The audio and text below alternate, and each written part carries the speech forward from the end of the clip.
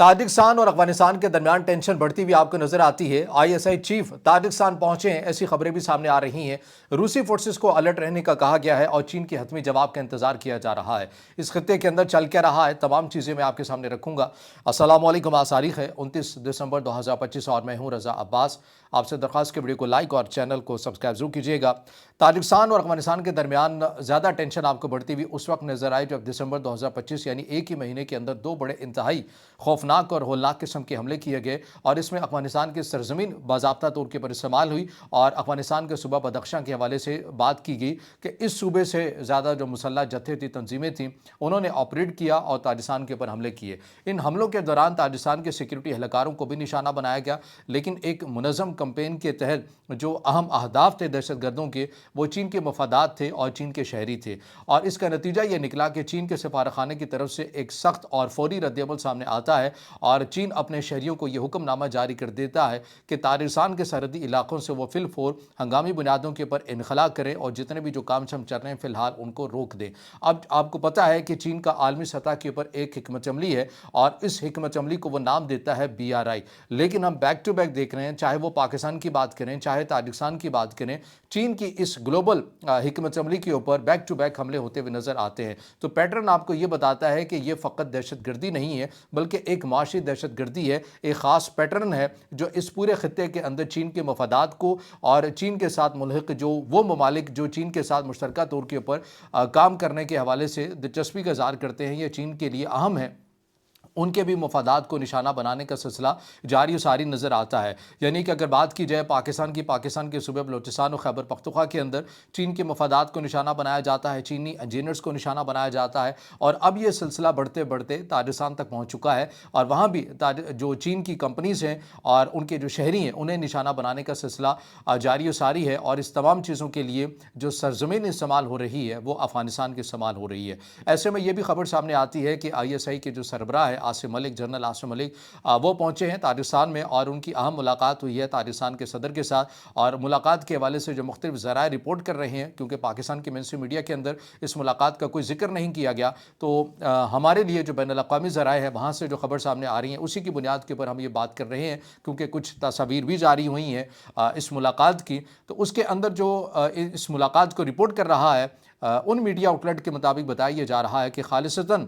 इस मुलाकात का जो एजेंडा था वो अफगानिस्तान हो सकता है। अफगानिस्तान के हवाले से बात की गई है, इंसदाद दहशतगर्दी के हवाले से बात की गई है और इंसदाद मनशियात के हवाले से खसूसी तौर के पर बात की गई है। अब ताजिकिस्तान क्या चाहता है? ताजिकिस्तान को ये खदशा है कि चूँकि ताजिकिस्तान और चीन के ताल्लुकात मिसाली हैं, इस रीजन के अंदर चीन वो वाहिद मुल्क है जो ताजिकिस्तान को कर्ज़ की मद में एक ख़ती रकम भी देता है और दे भी रखी है। और इसके साथ साथ जो चीन की BRI की हिकमत अमली है उसका एक अहम हिस्सा भी ताजिकिस्तान है और इसी हिकमत अमली के तहत चीन की जो कंपनीज़ हैं वो ताजिकिस्तान के अंदर काम करती हुई भी आपको नज़र आती हैं। अब अगर चीन की तरफ से ताजिकिस्तान को भी ये कहा गया है कि हम आपसे ये कहते हैं कि आप हमारे शहरियों को, आप हमारे जो मफादात हैं उनके तहफ़्फ़ुज़ के लिए खातिर इक़दामात करें। अब इसी ज़िमन में ताजिकिस्तान और पाकिस्तान के रवाबित बढ़ते हुए भी नज़र आ रहे हैं। आपको ये भी सामने होगा कि ताजिकिस्तान के जो फ़ौजी सरबराह हैं उन्होंने भी हाल ही में पाकिस्तान का विज़िट भी किया था। उस वक्त भी हमने आपको ये कहा था कि मुमकिना तौर के ऊपर ऐसा लग रहा है कि जो अफ़गानिस्तान की सरज़मीन एक दहशतगर्दों की अमाजगाह बनती भी जा रही है, मुसल्लह जत्थे तंजीमें यहाँ से बैठकर ऑपरेट कर रही हैं, चाहे वो जमातुल अहरार हो, चाहे वो कलदम TTP हो, हाफिज़ गुल बहादुर हो या इन जैसी जो दीगर मुसल्लह जत्थे हैं जो आलमी सतह के ऊपर बैन है, जिनके ऊपर UN भी रिपोर्ट कर चुका है, अमेरिका भी इसके ऊपर रिपोर्ट जारी कर चुका है कि किस तरह से अफ़गानिस्तान की सरजमीन इन तमाम चीज़ों के लिए एक आरामगाह बन चुकी है और एक ऐसी अमाजगाह बन चुकी है जहाँ पर वो बैठ कर पूरे खत्ते को अदम इस्तेहकाम फैला रहे हैं, बदअमनी के वाक़यात फैला रहे हैं। तो ऐसा लग रहा है कि ये तमाम चीज़ें बार बार अफगानिस्तान के सामने सबूतों के तौर पर रखी भी जा रही हैं, लेकिन अफगानिस्तान जो रजीम है, तालिबान रजीम, वो इसके ऊपर कोई ख़ास किस्म का कोई एक्शन लेने के लिए तैयार नहीं है। तो ऐसा लगता है कि ये जो तमाम जो इलाकाई ममालिक हैं ये मुश्तरका तौर के ऊपर अपनी एक फ़ोर्स भी बना सकते हैं अगर अफगानिस्तान ने کوئی ان کی انسداد کے لیے قلع قمع نہ کیا ان مسلح جتھوں کا، تو یہ جو ایک علاقائی ممالک کی مشترکہ ایک فورس ہوگی، یہ افغانستان کے اندر جا کر کچھ خفیہ معلومات کی بنیاد پر یہ ٹارگیٹڈ کارروائیاں کر سکتی ہے، اور اس سے ہوگا یہ کہ یہ جو تنہا پریشر آ جاتا ہے عالمی سطح کے پر پاکستان پر، یہ نہیں آئے گا اور پورا ریجن اس کے اندر انوالو ہو جائے گا۔ تو جو پریشر آئے گا بھی تو تمام جو خطے کے ممالک ہیں وہ اس کو ہینڈل کر سکتے ہیں۔ اب آپ کو ممکنہ طور کے اوپر افغانستان کی حکمت عملی کو لے کر جو خطے کے ممالک ہیں وہ اس پیٹرن کے اوپر آپ کو چلتے ہوئے نظر آتے ہیں، اور یہ جو ملاقات ہوئی ہے مجھے اسی تناظر میں بھی لگتی ہے، ممکن ہے میں غلط بھی ہوں، ایک تجزیے کے طور پر آپ کے سامنے چیز رکھ رہا ہوں، کیونکہ اس کی وجہ یہ ہے کہ دوسری سائڈ کے اوپر تاجکستان اور رشیا کی بھی ملاقاتیں جاری ہیں، اور اس کے اوپر گفت و شنید کا سلسلہ بھی جاری و ساری ہے کہ تاجکستان یہ کہہ رہا ہے کہ روسی فورسز تاجکستان کی سرحد پر آ جائیں اور وہ پیٹرولنگ اپنی بڑھائیں۔ یہ ایسا نہیں ہے کہ اگر یہ ہو گیا تو پہلی بار ہوگا، اس سے پہلے بھی رشیا کی جو فورسز ہیں وہ تاجکستان کی سرحد کے اوپر تعینات رہی ہیں، تاجکستان کی سرحد کو سیکیور کرنے کے حوالے سے، کیونکہ آپ کو پتہ ہے کہ رشیا ان سینٹرل ایشیائی ممالک کو ایک بفر زون کے طور پر ڈیل کرتا ہے، کیونکہ رشیا کا یہ ماننا ہے کہ اگر ہم نے رشیا کو سیکیور رکھنا ہے تو اس کے لیے ضروری ہے کہ جو سینٹرل ایشیا کے ممالک ہیں انہیں سیکیور رکھا جائے، اور CSTO یعنی کہ جو کولیکٹیو سیکیورٹی ٹریٹی آرگنائزیشن ہے ان ممالک کے درمیان، وہ بھی اسی تناظر کے اندر ہے، کیونکہ رشیا یہ چاہتا ہے کہ یہ سینٹرل ایشیائی جو ممالک ہیں یہ ہر حال میں سیکیور رہیں۔ اب تاجکستان کے اوپر جو حملے ہوئے ہیں بیک ٹو بیک، ایک ہی مہینے کے اندر 2 حملے ہوئے ہیں، اس کے اوپر رشیا بھی اسی لیے کنسرن ہے کہ اگر یہ آگ تاجکستان تک پہنچ چکی ہے تو ممکن یہ بھی ہے کہ کل کو رشیا کے اندر بھی اس کی شدت جو ہے وہ محسوس کی جا سکتی ہے۔ ماسکو میں آلریڈی ایک حملہ ہوا تھا جس کے تانے بانے افغانستان کے اندر سے ہی جا کر ملے تھے، تو یہ رشیا کے لیے بھی کنسرن جو ہے وہ بڑھاتے ہوئے آپ کو نظر آتے ہیں، اور یہی وہ وجہ ہے کہ چین ہو، رشیا ہو، پاکستان ہو، ایران ہو، تاجکستان ہو،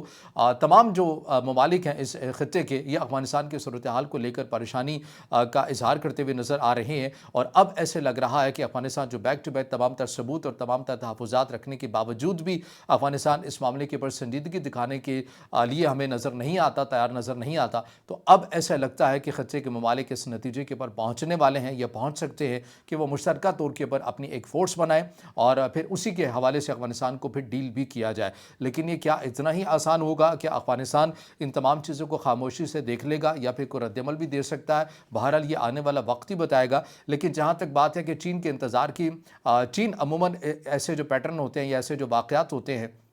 ان کے اندر خاموشی ہی رکھتا ہے کہ انٹل اگر اس کے شہری یا اس کے مفادات کو نشانہ بنایا جا سکے تو وہاں پر ایسے صورت کے اندر چین یہی کام کرتا ہے کہ اس ملک کے اندر جو اس کے جاری جو منصوبے ہوتے ہیں ان کا کام فی الحال سسپینڈ کر دیتا ہے، روک دیتا ہے، اور یہی جو طرز عمل ہے یہ ہم نے سی پیک کے اندر بھی دیکھا کہ جب سی پیک کے اوپر حملے بڑھنے لگے تو چین نے اس عمل کو روک دیا یا سست روی کا شکار ہو گیا یا اپنے جو معاملات ہیں اس کو کسی اور ریجن کے اندر شفٹ کرنے کی بھی کوشش کی۔ لیکن ایک اور جو خبر اس تناظر میں پھیلائی جا رہی ہے کہ چین کے لیے اتنی مشکل پیدا کر دی گئی ہے کہ چین آخرکار مجبور ہو جائے یہ فیصلہ کرنے پر کہ میں اس خطے سے ہی نکل رہا ہوں، یعنی وسطی ایشیا ہو یا جنوبی ایشیا ہو، یہاں سے اپنے تمام تر مفادات کو شفٹ کر کے میں افریقہ والی سائڈ پر لے جاؤں، میں کسی اور سائڈ کے اوپر لے جاؤں، اس خطے کے اندر نہ رکھوں کیونکہ اس خطے کے اندر امن نہیں آ سکتا۔ ایسی صورتحال چین کے لیے بھی پیدا کی جا رہی ہے، لیکن ظاہر ہے یہ بہت مشکل ہے، چین اس خطے سے چاہ کر بھی نہیں نکل سکتا۔ چین اور پاکستان کے تعلقات مثالی ہیں اور چین اپنا اثر و رسوخ اس خطے کے اندر مزید مضبوط بھی کر رہا ہے،